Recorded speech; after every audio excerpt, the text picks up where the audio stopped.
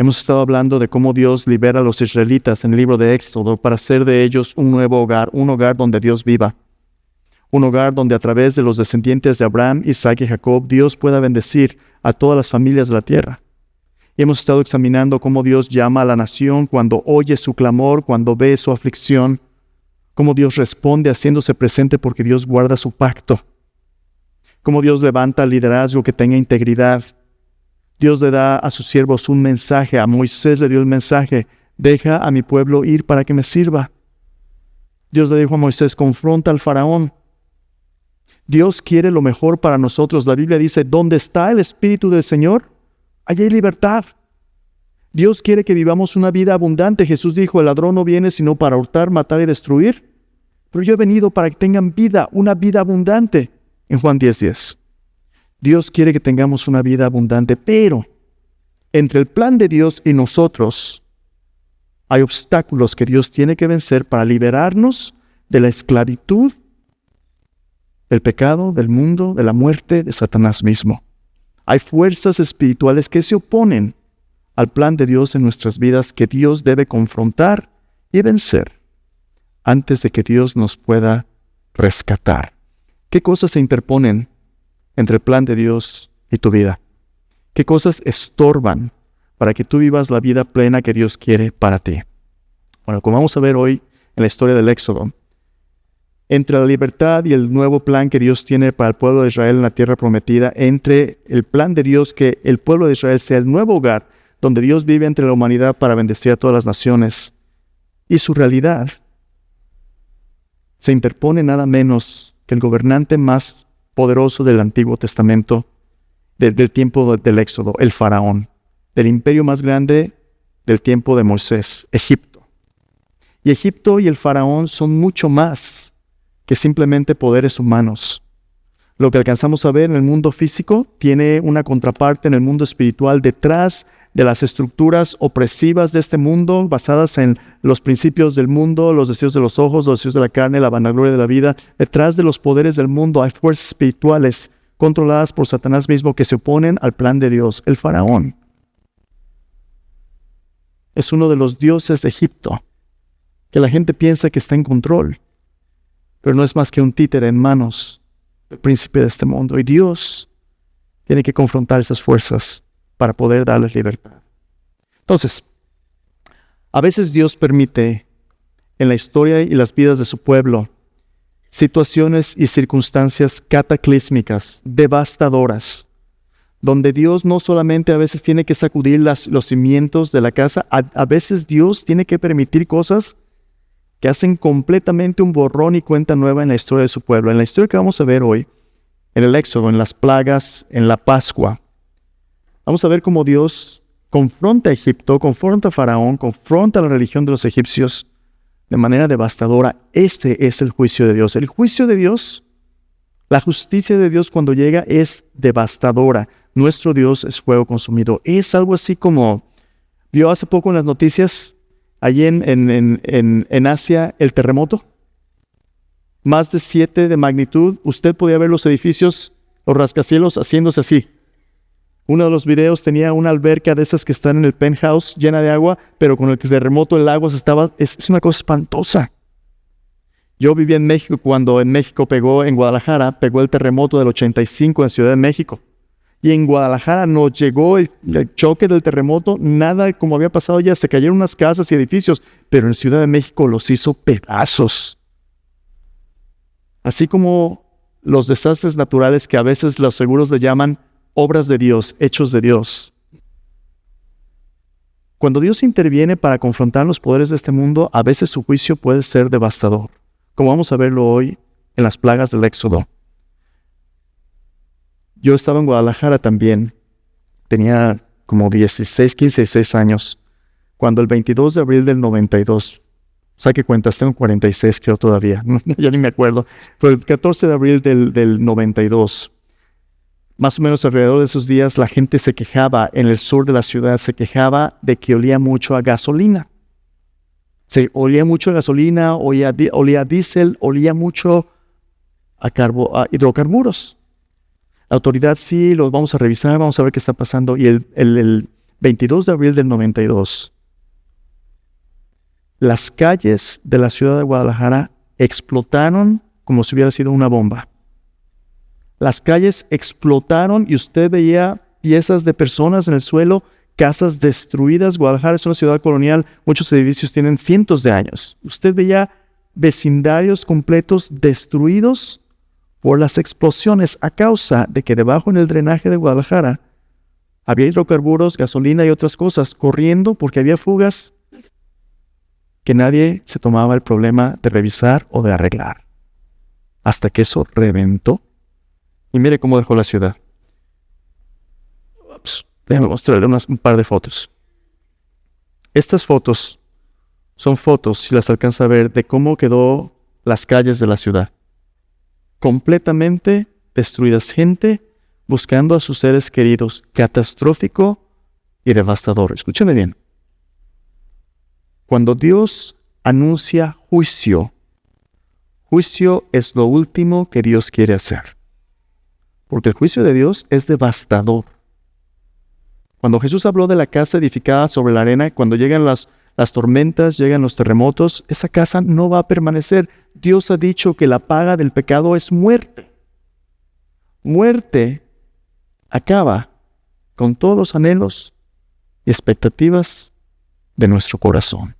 Cuando Dios anuncia juicio, juicio es lo último que Dios quiere hacer. Entonces la pregunta es, ¿cómo es que Dios, déjeme adelantarle aquí, cómo es que Dios rompe la esclavitud de las fuerzas oscuras que esclavizan a su pueblo? ¿Cómo es que Dios, cuando estamos atrapados en este mundo roto bajo sistemas que nos mantienen lejos de Dios, cómo es que Dios nos libera de ellos? Vamos a ver precisamente de ello hoy. Acompáñeme a su Biblia, Éxodo capítulo 5 al capítulo 14. Éxodo 5 al 14. Vamos a ver cómo es que Dios rompe esas fuerzas que nos esclavizan, confronta a esos poderes oscuros que esclavizan a su pueblo, interviniendo de manera personal. Vean conmigo Éxodo capítulo 5 al capítulo 14. Ahora, como podrá ver, esta es una porción muy grande de la Escritura. Obviamente no la vamos a ver versículo a versículo. Si usted no ha leído estos pasajes, yo le animo a que cuando vaya a su casa usted los pueda leer del capítulo 5 al capítulo 14. Usted tiene la historia de cómo Dios interviene para confrontar al faraón en Egipto a través de sus obras maravillosas para librar al pueblo de Israel. Dios le da un mensaje a Moisés, su palabra, y Dios también le da sus obras, las palabras y los actos de Dios, las obras de Dios para librar al pueblo de Israel. Esos capítulos narran la historia conocida como las plagas de Egipto. Pero no solamente eso. En esos capítulos también, en el capítulo 12, usted tiene la revelación que une al pueblo de Israel como el pueblo de Dios. En medio del juicio devastador sobre Egipto, en medio del juicio de Dios, Dios le da al pueblo de Israel la provisión de una institución, la Pascua, para que Israel pudiera ser salvo en medio del juicio de Dios. Este pasaje nos dice dos cosas. Nos dice que Dios es Señor. Él es el que está a cargo de nuestras vidas. Le creamos o no le creamos, nuestra vida está en sus manos y es por su pura misericordia que vivimos. Dios es Señor, pero también Dios, el Dios de la Biblia, es Salvador. Y cuando Dios anuncia juicio, juicio es lo último que Dios quiere hacer. ¿Sabe qué es lo que Dios prefiere? Dios prefiere redención. Dios prefiere salvación. Cuando Dios anuncia juicio, tenemos que tomarlo en serio. Pero Dios con su juicio anuncia también su gracia y la oportunidad de ser perdonado y tener salvación. Desde el principio hasta el fin, la salvación es la obra de Dios. Entonces, el día de hoy vamos a ver cómo Dios juzga al faraón con un corazón endurecido y lo confronta, pero al mismo tiempo le da al pueblo de Israel la única esperanza de salvación que nos sigue afectando a nosotros aún el día de hoy. Entonces, acompáñeme. Éxodo capítulo 5, vamos a leer unos versículos. Como le dije hace un momento, no vamos a leer todos los pasajes. Ahí en sus notas Le he puesto algunas referencias porque sí quiero enfatizar algunas partes de lo que estamos hablando. Le he puesto algunas notas para que pueda seguir conmigo al navegar en esos capítulos. Vamos a hacerlo un poquito contándole la historia y viendo algunos pasajes de referencia para anclarnos en los movimientos de la historia. Y le recomiendo que usted los vea en casa. Hay algunos puntos teológicos importantes que le he realzado ahí en la tabla que le he puesto. Véalo para que usted pueda después estudiarlo un poquito más en casa. Entonces, ¿cómo es que Dios rompe la esclavitud de estas fuerzas oscuras que nos cautivan como su pueblo? Bueno, para romperlas, Dios tiene que intervenir personalmente. Dios le ha puesto un límite a la maldad de la humanidad, y cuando Dios nos manda su palabra y la ignoramos, cuando Dios a veces, en vez de las circunstancias, las pruebas que pasamos nos llama la atención, pero lo ignoramos, Dios interviene personalmente para decirnos: esta sacudida que sientes es tu última llamada antes de que cruces el punto de no retorno. Pon atención, porque si no respondes al llamado de Dios, juicio es lo que te espera cuando desechas su gracia. Y el juicio de Dios es devastador. Entonces, ¿cómo es que Dios interviene personalmente? Dos cosas. Primero, Dios interviene personalmente aplastando el orgullo de los tiranos de este mundo para revelarse como el único Dios todopoderoso y soberano que controla exclusivamente nuestro destino. Pastor, ¿qué es eso? Entre Dios y nosotros, el más grande problema que tenemos para vivir el plan de Dios no está allá afuera.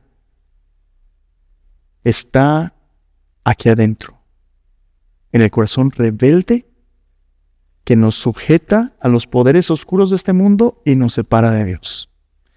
Venga conmigo, Éxodo capítulo 5, versículo 1 al 2. Ya Moisés ha sido enviado por Dios con el mensaje de confrontar al faraón, y Dios le dice a Moisés: ve, este es el momento de mi liberación. Versículo 1 dice, capítulo 5, Éxodo 5, 1 al 4, dice así: después Moisés y Aarón entraron a la presencia de faraón y le dijeron: Jehová, el Dios de Israel, dice así: deja ir a mi pueblo a celebrarme fiesta en el desierto.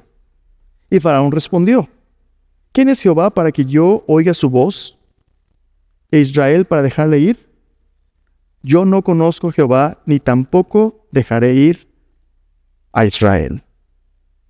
Ellos dijeron: el Dios de los hebreos nos ha encontrado, iremos pues ahora camino de 3 días por el desierto, ofreceremos sacrificios a Jehová nuestro Dios, para que no venga sobre nosotros con peste o con espada. Entonces el rey de Egipto les dijo: Moisés y Aarón, ¿por qué hacéis cesar al pueblo de su trabajo? Volved a vuestras tareas. ¿Quién es Jehová para que yo oiga su voz y deje ir a Israel? Yo no conozco a Jehová, ni tampoco dejaré ir a Israel. En Egipto el faraón era mucho más que un simple gobernante. En Egipto el faraón era visto como el centro y el clímax del orden divino representado en el poder de Egipto. Para los egipcios, faraón era un dios. Él era la encarnación del dios solar. Él era quien mantenía Egipto en orden y el mundo y el cosmos en orden. No solamente faraón, sino su descendencia irrompible de su primogénito y sus primogénitos formaban una dinastía que le permitía en la religión de Egipto a los egipcios pensar en un orden cósmico del cual él era la máxima expresión. El faraón se presentaba a sí mismo como un dios. Su símbolo era una serpiente. El faraón se presentaba delante de todos como la encarnación de los dioses. Ahora, lo interesante de la teología de los egipcios también es que eran politeístas y muchos de los aspectos naturales de su vida diaria tenían aspectos sagrados. El río Nilo tenía una relación con los dioses, los animales, y los animales eran sagrados, ceremonias. El sol era uno de sus dioses principales. El faraón era una expresión de la encarnación del sol mismo. Él era el faraón, la luz de Egipto, quien gobernaba todo. Pero este Dios era un Dios que había estado oprimiendo al pueblo de Dios. Era un Dios que había causado que los hijos de Israel fueran echados al río, los varones, y matarlos. Este Dios era un Dios opresivo, sanguinario, destructivo, que esclavizaba al pueblo de Dios. Y el Dios de la Biblia, Yahweh Jehová, manda a Moisés diciendo: dile a Faraón que deje ir a mi pueblo para que me sirva, para adorarme. La respuesta de Faraón es: yo no conozco a Dios. No sé ni quién es, ni me importa, no los voy a dejar ir. Están bajo mi control, yo controlo su vida. Y por cierto, si sigues leyendo el capítulo 5, los israelitas eran esclavos, hacían ladrillo, el faraón proveía la paja. El faraón dice: seguramente tienen mucho tiempo en sus manos, porque ustedes quieren irse de ociosos a adorar a este Dios. Les voy a dar un poquito más de trabajo. En lugar de darles paja, ustedes van a conseguirlo en la tierra, búsquenla, porque ya no les voy a dar más y tienen la misma tarea del mismo ladrillo que hacer. Talonealen, muchachos. Tienen mucho tiempo, ¿verdad? ¿Quieren pasatiempos, que andar adorando, que ir a la iglesia? No, van a trabajar. Son mis esclavos. Yo soy su dueño y van a hacer lo que yo les mando. El pueblo agobiado dice a Moisés: nos fue peor. ¿Sabes? A veces cuando tú quieres hacer la voluntad de Dios, cuando empiezas a reorganizar las prioridades de tu vida para alinearse con los principios de Dios, tú dirías que a la gente le va a dar gusto, ¿verdad? Antes eras borracho, las parrandas, te iba como en feria. Y conoces al Señor Jesucristo, te libra de todo eso, te empieza a dar una mejor vida, y en lugar de que tus cuates te animen: oye, mira, responsable, ya no andan en las parrandas, en lugar de que tus cuates te animen, a veces tus cuates: pues que te pega tu vieja, ¿verdad? Por eso ya no, pues nosotros somos libres, tú y tu religión no te dejan. ¿Quieres aleluya, no? Va a haber oposición del mundo. El faraón no iba a soltar a los israelitas tan fácilmente. Ahí en el capítulo 5 empiezas a ver tú la lucha de poder, a ver quién está a cargo del destino del pueblo de Israel. Pero hay más. Ven conmigo al capítulo 7, versículo 1 al 4. El faraón aflige a los israelitas todavía más. Los israelitas están atrapados ahí en medio en una situación muy difícil. Capítulo 7, versículo 1. Dios le da instrucciones a Moisés de nuevo y le dice lo que va a suceder. Capítulo 7, versículo 1. Dios dice: Jehová dijo a Moisés: mas yo te he constituido Dios para Faraón, y tu hermano Aarón será tu profeta. Tú dirás todas las cosas que yo te mande, y Aarón tu hermano, que yo te mande, Aarón tu hermano, hablará a Faraón para que deje ir de su tierra a los hijos de Israel. Versículo 3. Y yo endureceré el corazón de Faraón y multiplicaré en la tierra de Egipto mis señales y mis maravillas. Y Faraón no os oirá, mas yo pondré mi mano sobre Egipto y sacaré a mis ejércitos, mi pueblo, los hijos de Israel, de la tierra de Egipto con grandes juicios. Dios le dice a Moisés: ve y habla a Faraón. Faraón piensa que él es el Dios de la tierra.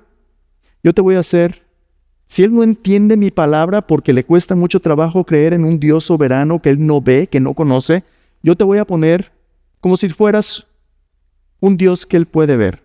Y va a ser la palabra de Faraón contra mi palabra a través de ti. Tú vas a representarme, Moisés. Y toda palabra que yo te dé, tú la vas a dar como si proviniera de mí, para ver quién realmente es Dios. ¿Será Faraón quien está a cargo de nuestras vidas? ¿Será el mundo? ¿O será el Dios de la Biblia? Y le dice: por cierto, para que sepas, te voy a dejar a ver dónde está el verdadero conflicto. El verdadero conflicto no solamente está aquí afuera en lo que ves, está dentro del corazón de Faraón. Y Faraón piensa que él está a cargo, pero en Proverbios la Escritura dice: el corazón del rey está en la mano de Jehová. A todo lo que Dios quiere, lo inclina. De lo que Faraón no se da cuenta es que en medio de las decisiones tan complicadas que van a empezar a tomar lugar, él piensa que está a cargo, él piensa que nomás sus chicharrones truenan. Pero el corazón de Faraón está en las manos de Dios. Escúchame bien. El problema de Faraón, como vamos a ver en un momento en las plagas, 10 plagas suceden. Tú las puedes ver ahí empezando en el capítulo 7, versículo 14. Empiezas a ver 10 plagas. 10 plagas suceden que tienen el propósito de mostrarle a Egipto que sus dioses son impotentes y también que el orden natural, Dios es soberano sobre él y que nuestras vidas incluyendo la del faraón, están en las manos soberanas de Dios. Un Dios misericordioso, un Dios paciente que anuncia juicio tras juicio antes de que llegue el juicio final devastador. Porque Dios quiere que nos arrepintamos. La Biblia dice, Dios no quiere que ninguno perezca, sino que todos procedan al arrepentimiento. Pero ¿por qué no entendemos a la primera, o a la segunda, o a la tercera?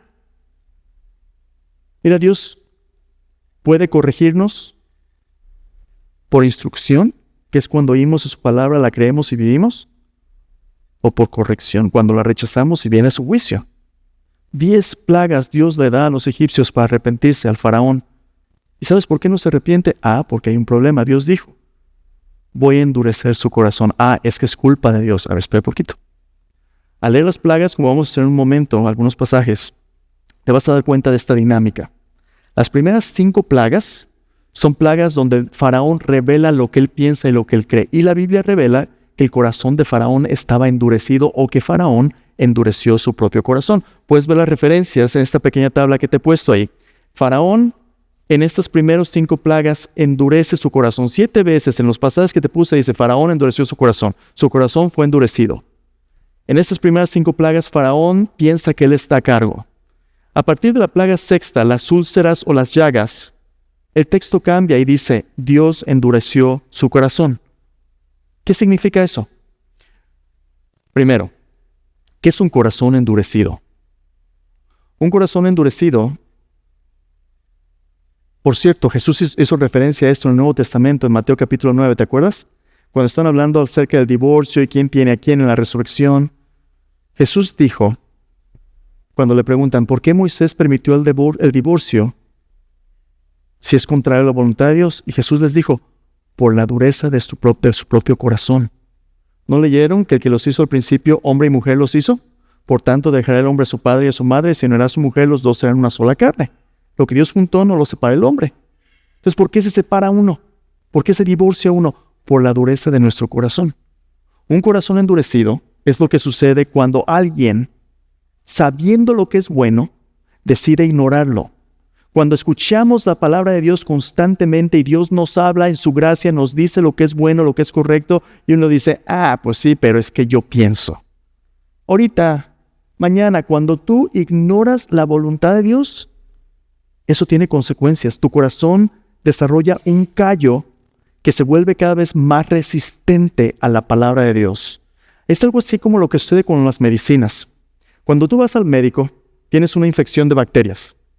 Y tienes diarrea, te duele aquí, te duele allá, tienes una llaga, algo feo. Y el médico te dice, es que usted tiene una bacteria que tenemos que tratar con antibiótico. ¿Qué te dice el médico que tienes que hacer con el antibiótico? Te lo tienes que tomar a tus horas y todo el tratamiento, todo. Porque lo que va a suceder es esto. Empieza a tomarte el tratamiento 1 día, 2 días, 3 días, te vas a empezar a sentir bien. Y la tentación es dejar de tomarte el tratamiento porque ya te sientes un poquito mejor. ¿Qué sucede si tú tomas el tratamiento completo? Puedes recaer, pero no solamente eso. Tenemos un problemón de salud en general porque las bacterias han desarrollado resistencia al antibiótico. Lo que servía antes ya no sirve. ¿Por qué? Porque la bacteria se hizo resistente. No terminaste su tratamiento. Las que sobrevivieron se acostumbraron a ese medicamento y ocupas algo más fuerte ya. Cuando tú y yo oímos la palabra de Dios, su amor, su gracia, su misericordia, decimos, eso tiene consecuencias. Nuestro corazón se endurece y a veces acabamos siendo cosas que dice usted, híjole, nadie empieza queriendo divorciarse. Cuando alguien se casa, la mayoría de las veces, pues la ilusión. Pero en la vida y en el matrimonio, conforme hay problemas, conforme no hay reconciliación, conforme ignoramos el olor a gasolina y vivimos diario como si nada pasara, hay una bomba de tiempo que está formando. Eso es lo que le pasó a Faraón. Y cuando nuestro corazón se vuelve duro y resistente, primero le decimos a Dios, yo voy a hacer lo que yo quiera, yo endurezco mi corazón. Y Dios trata de persuadirnos, trata de convencernos de que su palabra es lo mejor que nos puede pasar. Decimos no, ¿y sabes qué hace Dios? Su juicio es que Dios dice, ok, ¿no quieres hacerlo a mi manera? entonces que se haga a tu manera. Lo peor que nos puede pasar cuando tenemos un corazón endurecido es que Dios nos abandone a nuestro corazón endurecido. Y eso es lo que le pasó al faraón. Vamos a ver las plagas. Acompáñame a la primera de ellas, el Nilo, el capítulo 7, versículo 14. No, como te dije, no lo podemos ver todo porque es demasiado, pero quiero realzar varias cosas de estas plagas. ¿Qué está sucediendo en las plagas? Cada uno de los elementos que ves aquí en las plagas, el río Nilo convertido en sangre, las ranas, los piojos, las moscas, la muerte del ganado, las llagas o úlceras, el granizo, langostas, oscuridad y la muerte de los primogénitos, cada una de ellas es un juicio sobre lo que los egipcios creían eran dioses. Pero no solamente eso, es también el trastorno del orden natural del cual ellos dependen para sobrevivir, mostrándoles que no es el destino, no son los dioses, no es lo que ellos adoran, los que está a cargo, sino el Dios de la Biblia. Y lo más increíble de las plagas es esto. Si Dios quisiera eliminar a los egipcios, ¿sabes qué haría? Los podía eliminar en una plaga, se acabó. Nuestra vida está en sus manos. La pregunta es, ¿por qué no lo hace Dios? Porque cuando Dios anuncia juicio, juicio es lo último que Dios quiere hacer. Dios no quiere que ninguno perezca, sino que todos procedan al arrepentimiento. En de estas 10 plagas, Dios le muestra al faraón que él no está a cargo, que su vida está en las manos de Dios y que si quiere puede arrepentirse. Y Dios muestra otras cosas. Dios muestra también que Él está en control del tiempo, que Dios hace diferencia entre los israelitas y los judíos y que a final de cuentas todos le deben su vida. Y si han de salvarse, no lo van a hacer por su propio esfuerzo.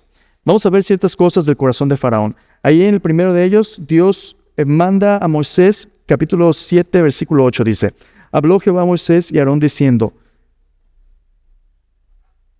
si pudiera ver con mis nuevos lentes aquí, dice, di a Faraón. Si Faraón os respondiere diciendo, mostrad milagro, dirás a Aarón, toma tu vara, échala delante de Faraón para que se haga culebra.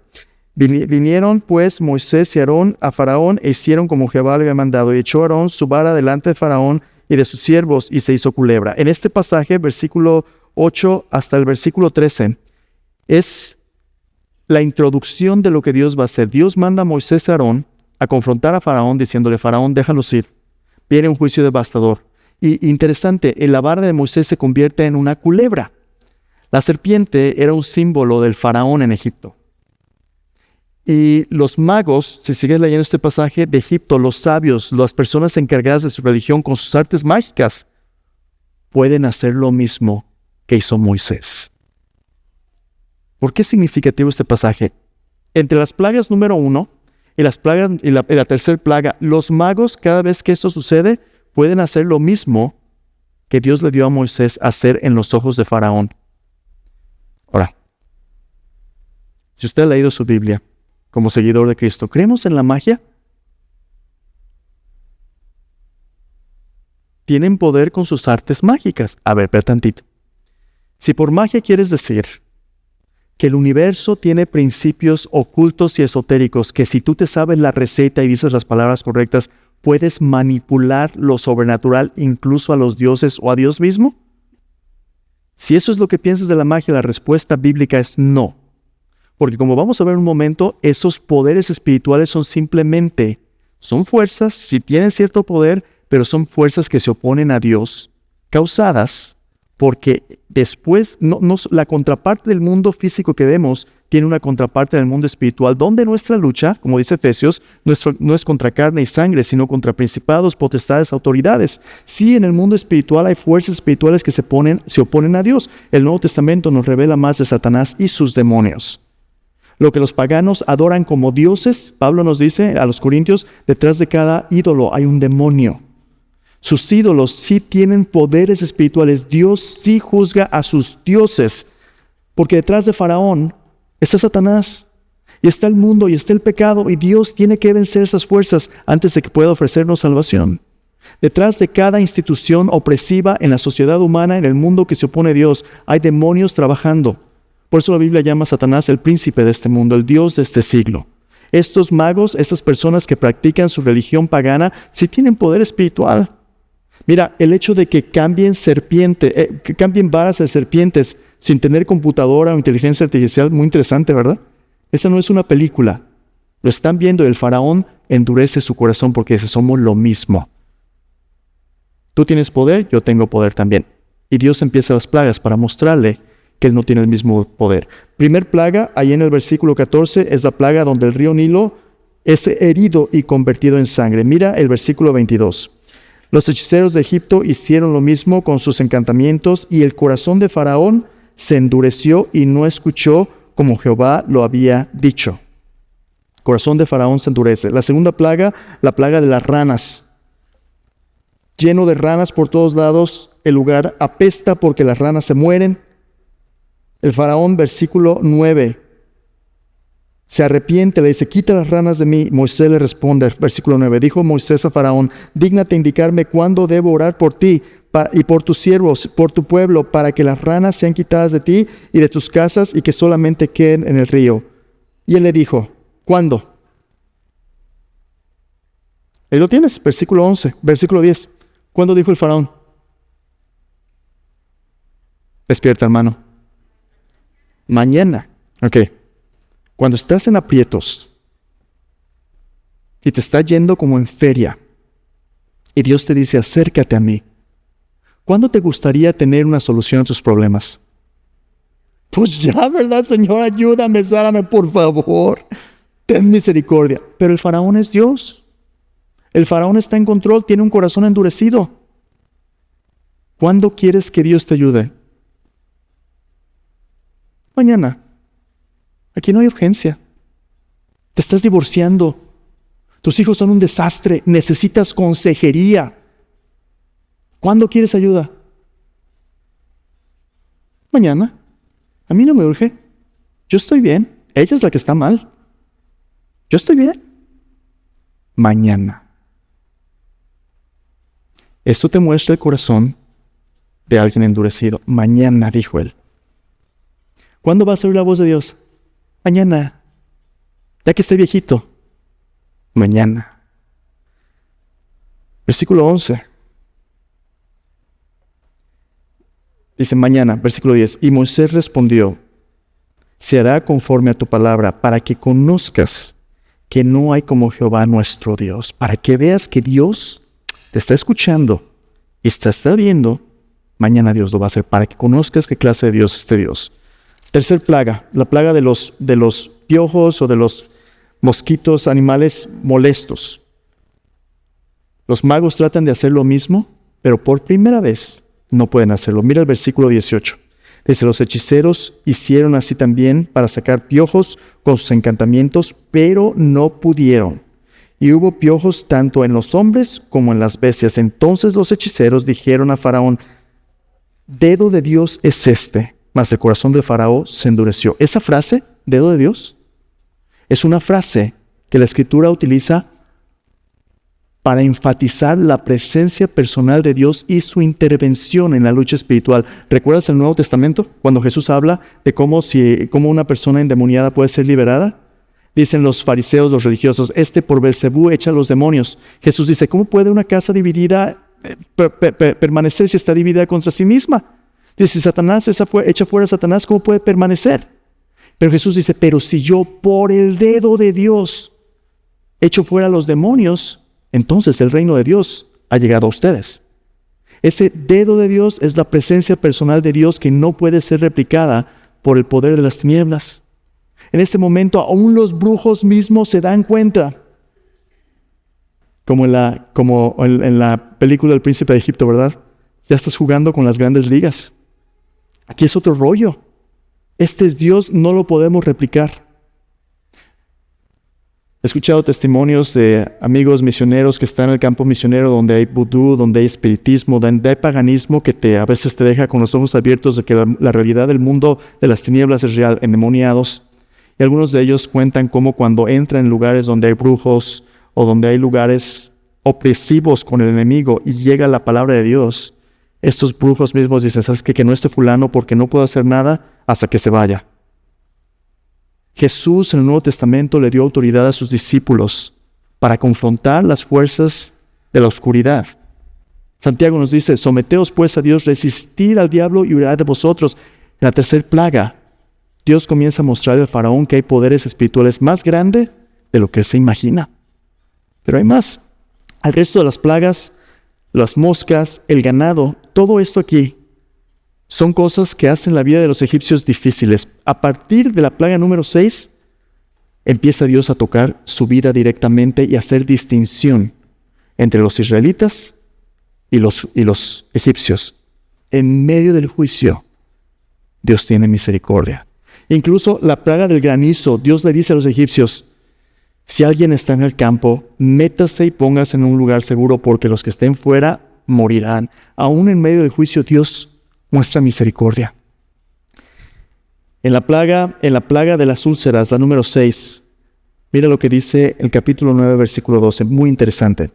Dice, 9:12, es al final de la plaga número 6, la plaga de las úlceras. Dice, pero Jehová endureció el corazón de Faraón y no lo oyó, como Jehová había dicho a Moisés. A partir de esta plaga, no quiero que te lo pierdas porque es bien importante. Cuando tú y yo resistimos la gracia de Dios y la palabra de Dios, cuando endurecemos nuestro corazón porque pensamos que estamos a cargo, ¿sabes qué es lo que Dios hace? Dios dice, ok, entonces que se haga tu voluntad. ¿Qué significa cuando la Biblia dice que Dios endureció el corazón de Faraón? Dios dejó a Faraón a merced de las consecuencias de sus propias decisiones. No significa que Dios forzó a Faraón para hacer el mal. Significa, por los primeros 5 plagas, que Faraón ya había decidido hacer el mal. ¿Y sabes qué es lo que Dios hizo? Adelante, éntrale. Horrenda cosa es que Dios nos abandone a los impulsos de nuestra carne sin intervenir. Cuando tú rechazas la palabra de Dios, incluso como creyente, contristas al Espíritu de Dios constantemente, tu corazón se va a volver insensible. Dios va a decir, adelante. Y entonces vamos a cosechar las consecuencias del pecado. La paga del pecado es muerte. El resto de las plagas van llevando a Egipto a darse cuenta que hay destrucción total. Y la última plaga es la muerte de los primogénitos de Egipto. Déjame hacer una mención de la plaga número 9. La plaga número 9 de oscuridad es una plaga que es su última oportunidad antes de que haya, es el punto sin retorno. Los egipcios pensaban que el sol era su deidad, algunos pensaban que era la deidad central de los egipcios y que el faraón representaba la estabilidad y el poder del sol. Cuando Dios hiere la tierra de Egipto con oscuridad total, no hay sol. Faraón mismo está a oscuras. Los egipcios habían entendido que el universo mismo estaba siendo regresado al estado primordial de caos, donde solamente había oscuridad y muerte. Faraón no está en control. Pero aún ahí el faraón endurece su corazón. Y Dios le dice, la paga del pecado es muerte.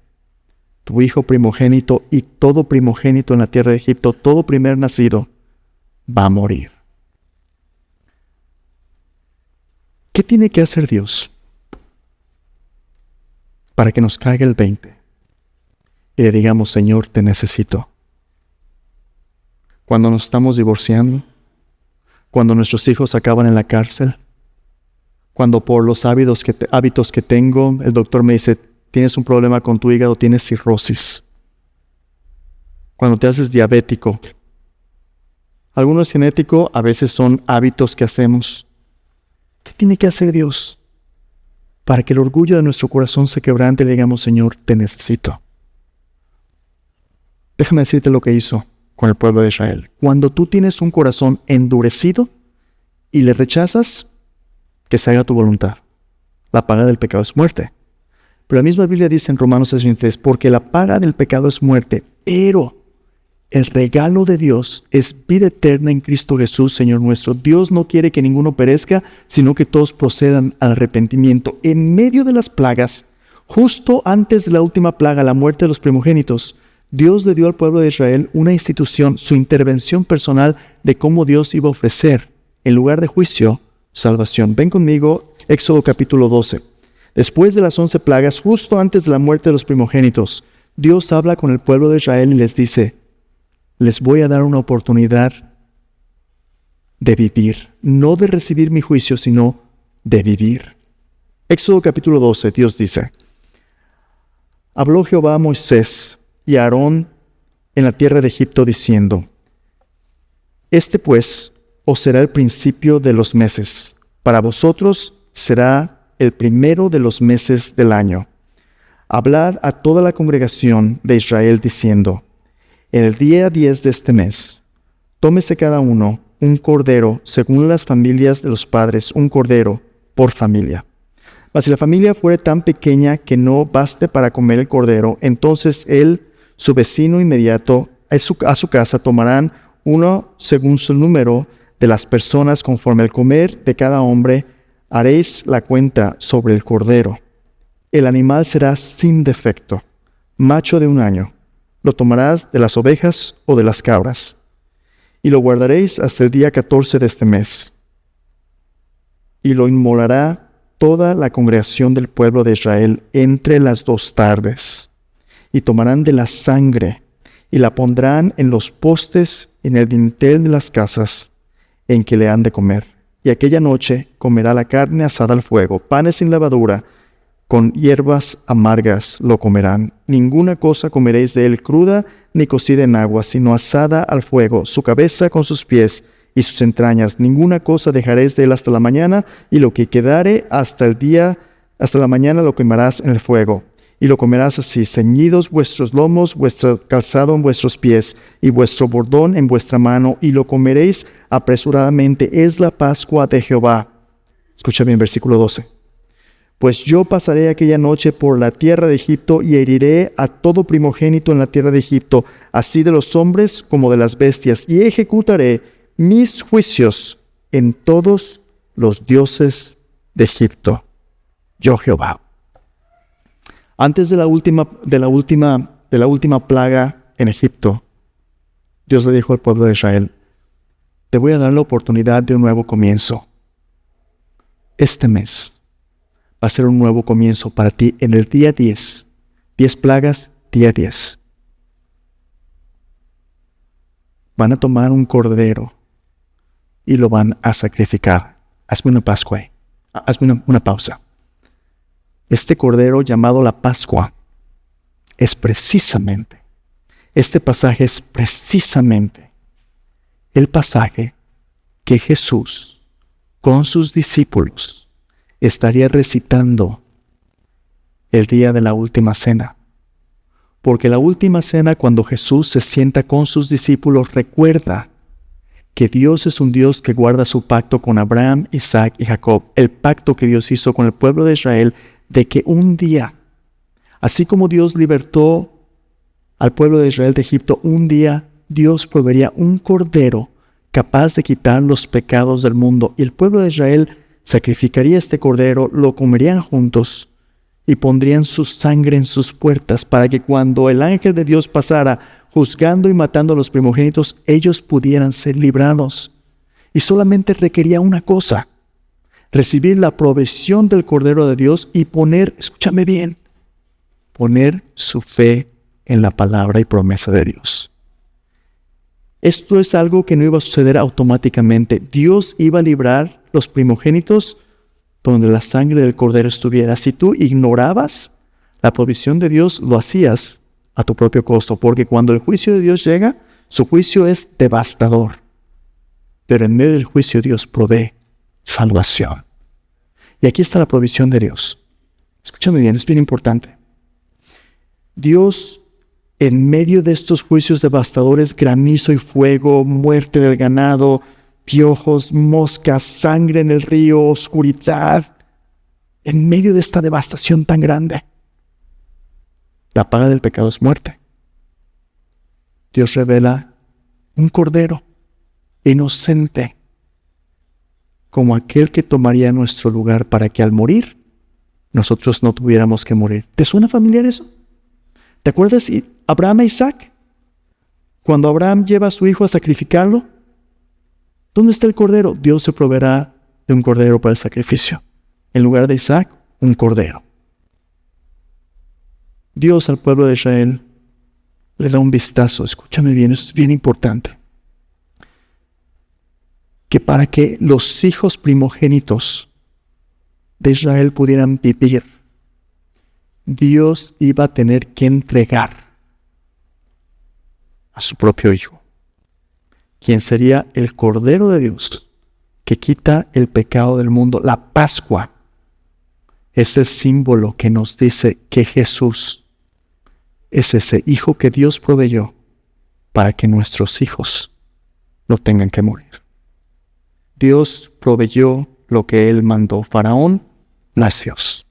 Faraón es un pecador como el resto de nosotros, pero Dios tiene misericordia del pecador y por eso Dios dio a su propio Hijo. Dios aplasta a los orgullosos de este mundo, pero libera a aquellos cuya fe depende del cumplimiento de las promesas de su pacto, de su gracia. Lo que Dios hizo con la Pascua fue darle al pueblo de Israel una celebración que Jesús, en esa Semana Santa, cumpliría al costo de su propia sangre. Entonces mi pregunta para ti es esta. Yo no sé en qué situación te encuentres hoy, yo no sé qué luchas tengas, pero todos tenemos fuerzas, hábitos, prácticas, personas, a veces instituciones que impiden que vivamos el plan de Dios. A lo mejor Dios te está pidiendo que rindas algo a Él, pero sigues agarrado. Tu corazón se está endureciendo. ¿Sabes qué dice la Escritura? La Escritura dice, si oyereis hoy su voz, no endurezcas tu corazón. Tú tienes la decisión de ser como Faraón y vivir las consecuencias, o poner tu fe en el Cordero de Dios que quita el pecado del mundo. Si tú nunca has recibido el perdón de tus pecados, déjame decirte, Cristo Jesús en esta semana fue a morir a la cruz, fue sepultado y resucitó al tercer día para pagar por nuestros pecados. Dios no quiere que tú y yo perezcamos, sino que nos arrepintamos. Pero si tú rechazas a Cristo, no hay nada más que Dios pueda hacer por ti, sino su juicio devastador. ¿Por qué no te acercas a Dios hoy? Le dices, Señor, yo te necesito. Este mensaje, por cierto, que Dios nos da de salvación, es nuestro para vivir, pero también para compartir. Cuando Dios nos dice que Dios quiere salvar al pecador y nos quedamos cómodos en nuestra salvación, ¿cómo podemos nosotros evitar el juicio de Dios si descuidamos esta salvación tan grande?